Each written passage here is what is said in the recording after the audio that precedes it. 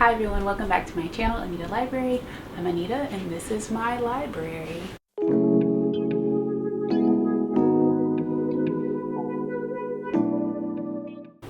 So this month I decided to switch up my July reading wrap up just a little bit because I can be very long-winded and I read 12 books in the month of July and I just felt the need to ramble on and on about all of them, whether good or bad, and I filmed the video twice and ended up being like 35 minutes long and it was just too much. So I decided that I wanted to do kind of a more rapid fire for me style of video and just give you like my top 3, bottom 3 for the month, and hopefully that scratches the itch. All of the books that I read, I do leave lengthy reviews, in-depth reviews on my Goodreads, which is linked down below in the description box. So if you want to know everything that I read, just go check out my Goodreads. But I will give you the synopsis and my feelings on the best and the worst of July for me. So if you are interested in that type of content, please give this video a thumbs up so that way I know that this is the vibe that you're looking for, and I'll do more of this style versus me talking forever and ever about 12 books every month, because I read average 8 to 12 books a month. And if you're new here, please consider subscribing. I would love you to join the library. That would mean the absolute world to me. I love connecting with you guys and like just getting and catching the bookish vibe. So if you haven't yet subscribed, please consider doing so before moving on. Other than that, let's get to the bookies. All right, so I'm going to start with my least favorite books first. So my least favorite book of July was The Blueprint by Giana Rashad. I also, let me put it over here. I also have a reading vlog on my channel that I talk about this book and another one of these books as well. I talk about a couple of these in the reading vlog, but this was very much it ended up being a hate read. Let me give you a little synopsis of the story first of all. So this follows Solène. She is a DOS, a daughter of a slave or descendant of a slave, and this is set in like an alternate universe, alternate timeline, 2025 in America. There has been like a second civil war, and the after effects of that have resulted in DOS women being concubines and having all of their lives chosen for them by an algorithm and being assigned to men and having absolutely no say in it. So the main character, Solène, we kind of follow her throughout that journey and like how she navigates it, how she got to the point that she's in. It's kind of dual timelines from when she was like prior to being assigned and just her meeting the person she's assigned to, and then present time and like how she's handling it, how she's been feeling since it's been a few years and everything. And when I read the synopsis, I thought this was going to be like a revolutionary story and like a woman just like being absolutely resilient and just showing the trials and tribulations of her journey back to freedom, and that's not what I got. For me, I really did not connect with the main female character. I hate to sound insensitive, but she just sounded really whiny to me, and she just made very juvenile decisions. Her thought process was very juvenile. She didn't have a lot of forethought in her plans and her ideas. She seemed very envious of like literally every other woman she's ever known, and it was hard for me to connect with her. And then ultimately the way that the book ended, it definitely left a lot for me to be desired, and it took me maybe a week and a half, 2 weeks to read this book. It's not long, if you can tell. It's under 300 pages, and it took me almost 2 weeks to read this because it was such a chore. I didn't like the story. It wasn't fleshed out. It didn't have enough details about the alternate USA and how things came to be and how people became free again, how they earned their freedom again, because that was a possibility, but it just seemed very taboo to talk about, I guess, obviously. But I feel like taboo to talk about in the story world, like in the realm of the story, but not in the book. But it seemed taboo to talk about in the book. So me as a reader, I was left with many questions. I was left unsatisfied at the end of it, and I was very, very disappointed by this. I gave it 1 star. And for me to give a book 1 star, that means I liked absolutely nothing about it. And that's how I felt about that book. The second least favorite book that I read of the month is Ignite My Soul by Monica Walters. I read this on my Kindle. I gave this a 1.5 star and I DNF'd it. So just off the top of that, I got maybe 47% through, not even halfway through.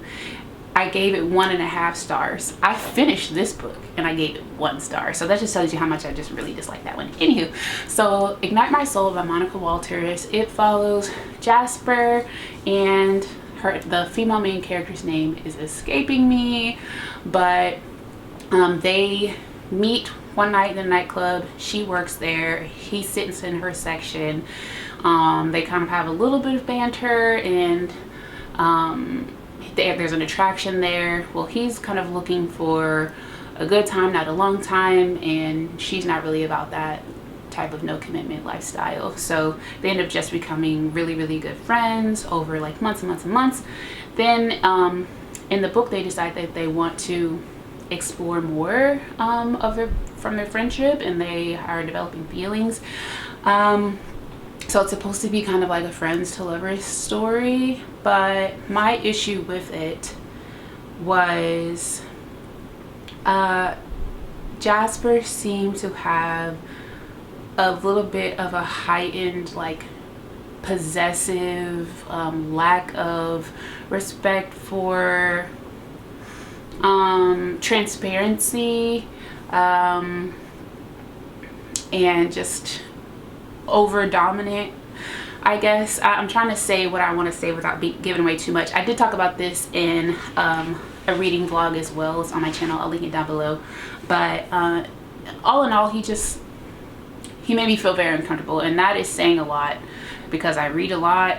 I can read about many different types of relationships, but this is the second book now that I have DNF'd, and it's giving these types of vibes. And what I mean by that is not respecting a woman saying no, and then the author romanticizes their relationship anyway. They romanticize that, like, no, I don't want to. And it's not dark romance. Like, if it's dark romance, like, that is kind of my assumption. But if you are just a small town country boy, family boy, like, you own your own business, you're like college educated, and you are just like a family man, but you don't take no for an answer, like, I don't understand, and I don't want to ship it. Also, the female main character, who, again, I can't remember her name, but she seemed to have a very strong character until it came to Jasper. Like, she would shut anybody else down. She would put anybody else in their place. She would tell anybody else that they're wrong. But it's like, as soon as they declared that they had feelings for one another, like, she just let him get away with murder, like, figuratively, because she would never stand for the issue that caused me to DNF that book. But they just very much glazed over it, like it was a-okay, whereas it's definitely a line that was crossed, and I couldn't read anymore. As a second book in the series, I did read the first book also in this month, and I gave it a 3 star. It was okay. So obviously it was okay enough for me to want to continue, but I won't be reading anymore. It's just an okay series to me. The series is called The Henderson Family Saga by Monica Walters.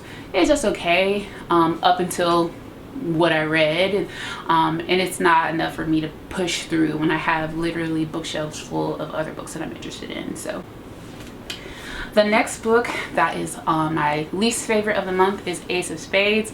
I also have this in a reading vlog, so I'm trying to not talk too much about it.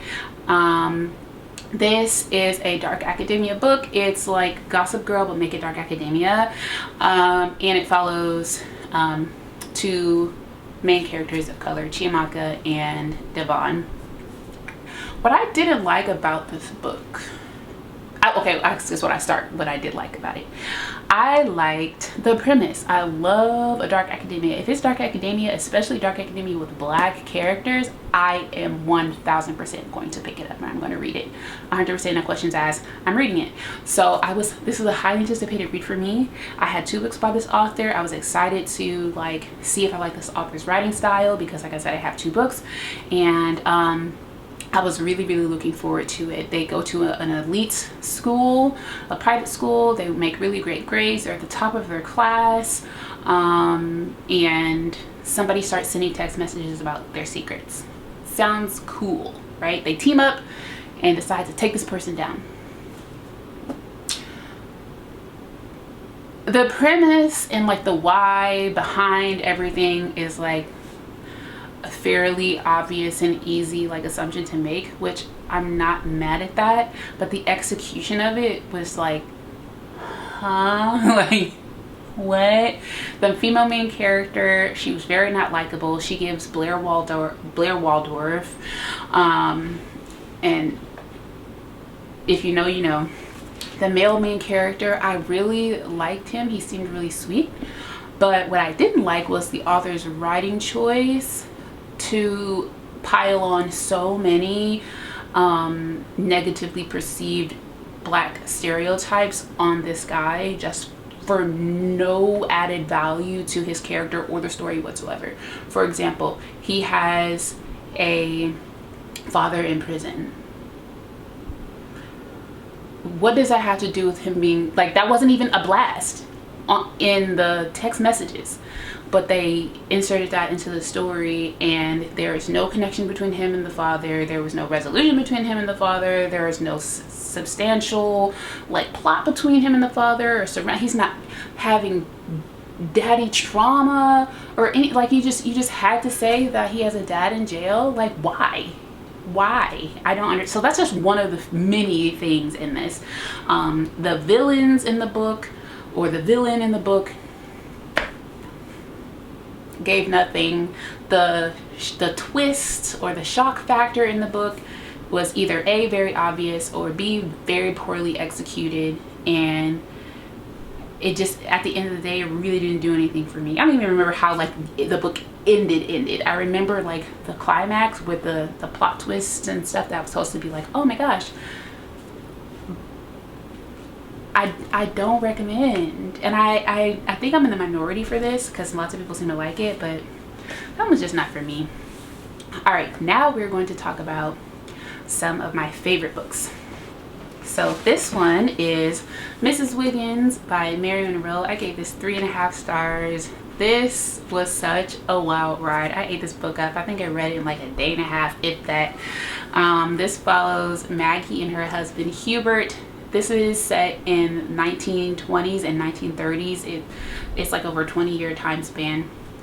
And they are in a lavender marriage. It's not a spoiler. It's literally on the very first page. Now, I will say, as far as spoilers go, don't read the back of this because it spoils literally everything in this story. Okay, don't read the back. Just listen to me. Don't read the back. All right. So this book follows Maggie and Hubert. They have been best friends since childhood. She is suffering from, or healing from, I guess, childhood trauma, and Hubert is a homosexual. So, and they're best friends, and in order to get people off of their back about, oh, when you're gonna get married, when you're gonna settle down, they decide to get married. This is literally on the first page. And they also want a baby, so they decide that they are going to trap some unsuspecting man to sleep with Maggie, get her pregnant, and then she's gonna ghost him, and then they're gonna raise the baby themselves as their own. So that is the premise of the story.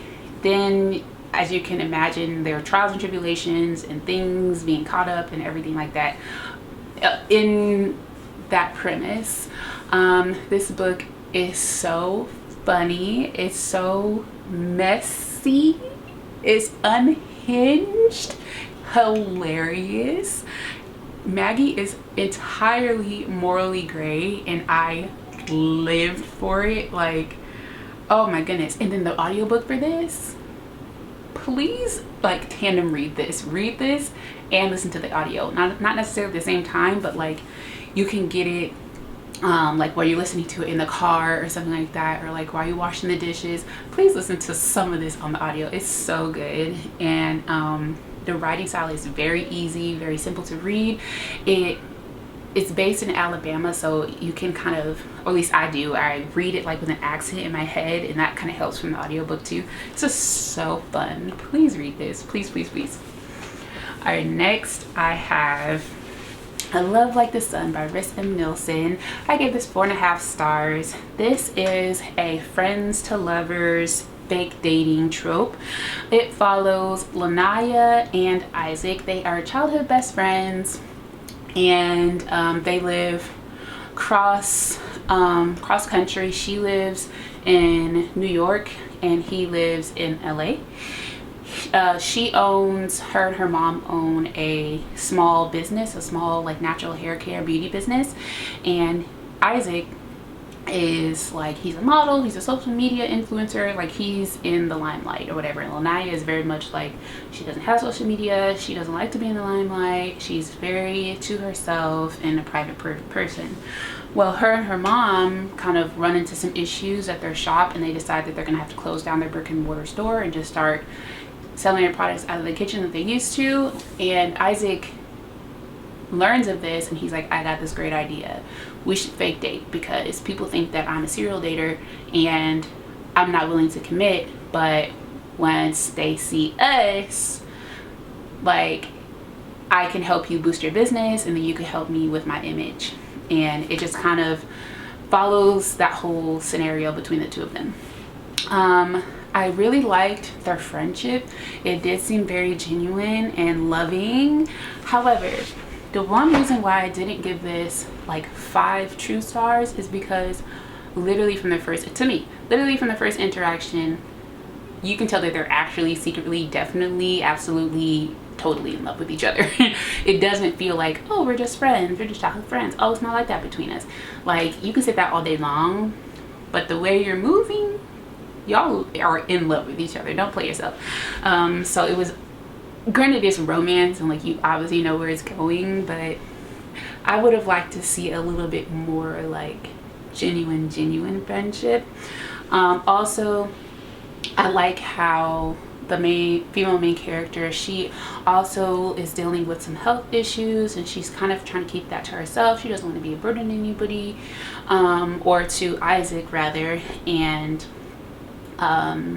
she ends up kind of taking that, like struggling with that a little bit as an individual. And we kind of learn more about her health experience, and I really like seeing that in this story. I read in the author's note that the author had a similar experience herself, so she wanted to weave that in. This is her debut book, and I think it's absolutely phenomenal. But yes, I really like seeing that representation of like gaslighting Black women in the medical setting, because that definitely happens, and women die because people don't take their pain seriously. So it was nice to see here. And yes, back to the romance. I thought that they were really sweet. It was really fun to see them like do things together and just lean on one another and trust one another, and it was really heartwarming. All right, finally I have This Could Be Us by Kennedy Ryan. I finally read it. Yay! I finally read this book. This was my last Kennedy Ryan book on my shelf. And I gave this 4.5 stars. I absolutely love both the male and female main characters. I kind of fell into a little bit of the Lulu love with Judah. I don't want to talk about it. But I just love them. Soledad, she is, at the beginning of the book, she's married to someone she could do better, okay? And he falls into some legal trouble and leaves her and their 3 daughters to kind of start over from scratch. Soledad has been a stay-at-home mom, and now she has to rapidly throw herself into a new career so that she can earn enough money as a solo income on her income to take care of her family and maintain their lifestyle. And with that, she definitely leans heavily on herself to be anything and everything that she and her family needs, in regards to like not leaning on a man. She was very reluctant to even lean on her friends, but I feel like that's natural. Like it's natural for people to not really want to ask for help, but it is nice when you read things like this and you experience things like this, when people are just so like overflowing with love and warmth and grace for you and your experiences, but also give you the space to do what you need to do. And I felt like that's what happened for Soledad and everyone in this story whose paths she crosses. Like, they support the heck out of this lady, and she grinds, and she is so like the definition of resilient, the definition of grace, the definition of friendship, the definition of beautiful. She's funny, she is loving. I think did I fall in love with her too? Like, I just love her so freaking much. Like, I want to be her friend. Like, I want her to be my neighbor. I want her in my life. Like, I need to reread this, I guess is what I'm saying, because I can't get enough. Judah, he's a forensic accountant, and he is also very respectful. He's very calm. He is very understanding. He has so much grace. What's the word? Like, he's there, but he's not like overwhelming. He's not overpowering. He's not trying to come on too strong and forcing himself into her space. He very much, even though like he wants more, he knows what he wants from her. He knows where he wants us to go. He knows she's the one, but he gives her space to work through and figure out what she needs to figure out on her own, but he doesn't leave her alone, I guess is what I'm saying. It doesn't make sense. Like, you give them space to do what they need to do, but you're still there, you know? And I love that so much. I did not cry. I thought this was gonna rip me open. That's what everybody said about this book, and to be fair, I have cried in most of my Kennedy Ryan books, but I just loved it. I just loved it so much, and I definitely recommend. And I'm so glad that I finally like dusted off this book. Literally, I've had it for months. So that is my top 5, bottom 5. I don't think I did a great job of being succinct, but just imagine, this was only 6 books. I have 12, so just imagine how long those other videos were. But I hope you like this video. If you want to know more about these, check out my Goodreads down below. I leave detailed reviews on everything that I read. And again, if you haven't already subscribed, please consider doing so before you leave. Other than that, I'll see you in my next video. Bye.